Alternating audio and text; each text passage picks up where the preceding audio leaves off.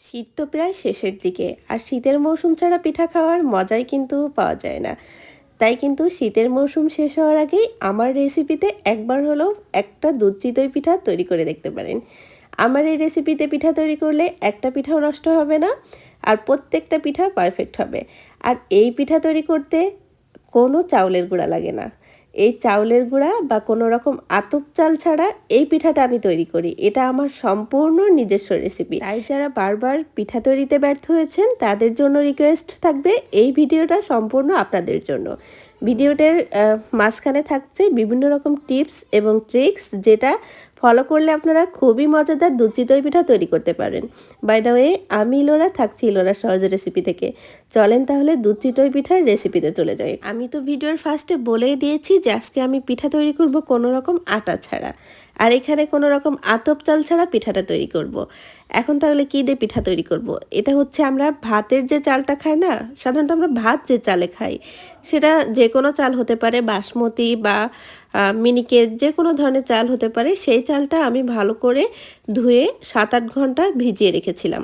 7-8 ঘন্টা পর চালটা প্রপারলি ফুলে গিয়েছে, আর এই চালটা পানির মধ্যে থেকে উঠিয়ে এবার আমি ব্লেন্ড করে নিব।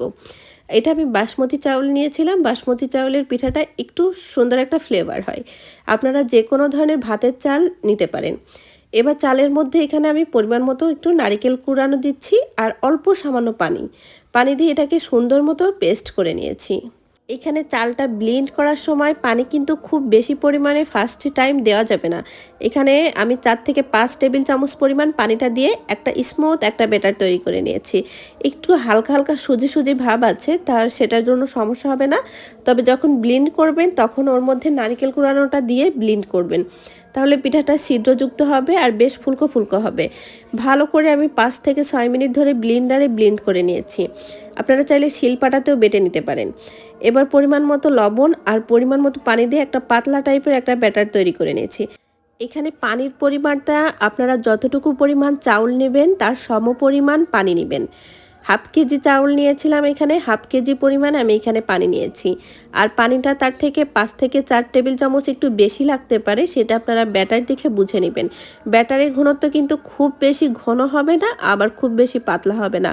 উপর দিয়ে ব্যাটারটা বারবার ফেলবেন, দেখবেন যে অনেকগুলো ছিদ্র হচ্ছে। এই ছিদ্র হলে পরে বুঝবেন যে আপনার পিঠার মধ্যেও বেশ ছিদ্রযুক্ত হবে। আর এখানে আমি একটা ছোট একটা লোহার একটা তাওয়া বসিয়ে নিয়েছি, যেটা একদম 0 সাইজের তাওয়া।